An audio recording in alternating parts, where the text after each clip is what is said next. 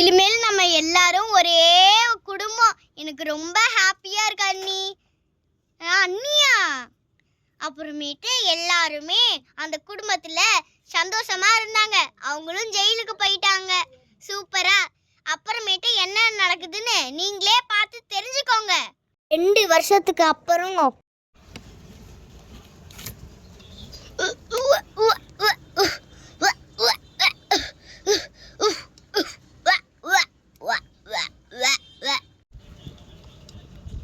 Roslin, என்னாச்சு? ஏன் இப்படி வாமிட்டு இருக்கிற? அது இல்லை, நீ முடியவே முடியல சத்தியமா. என்ன ஆச்சு? எந்திரி.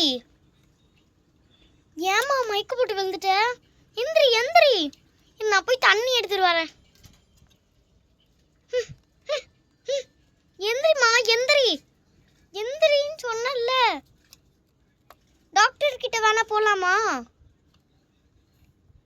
போலாம் அண்ணி. சுத்தமா முடியல அண்ணி. சரி இரு, நான் போய் எழுப்புறேன். டே எந்திரா.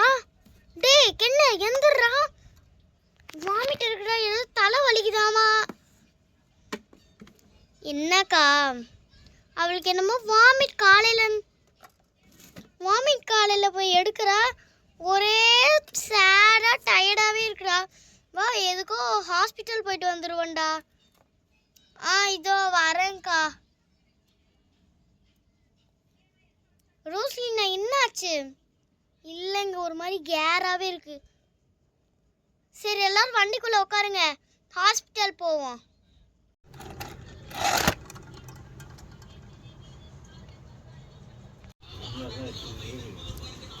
சொல்லுங்க, என்னாச்சு? என்ன பிரச்சனை? எப்படியோ அவங்க எல்லாத்தையும் ஜெயிலில் போட்டாச்சு. எனக்கு இப்போ ரொம்ப சந்தோஷமா இருக்கு. ஆலியா, உங்ககிட்ட நான் ஒரு விஷயம் சொல்லணும். மேகுல், நீங்களும் எல்சாவும் வெளில போயிடுறீங்களா? எங்களை ஜெயிலில் போட்டு ஏடி பைத்தியக்காரே ரோசலினா.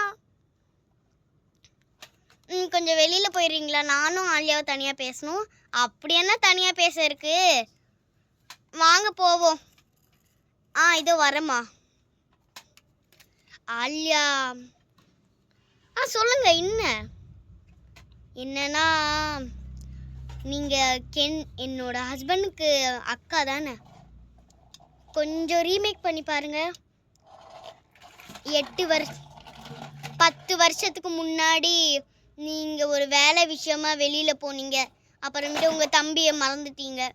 அப்புறமேட்டு நிலா.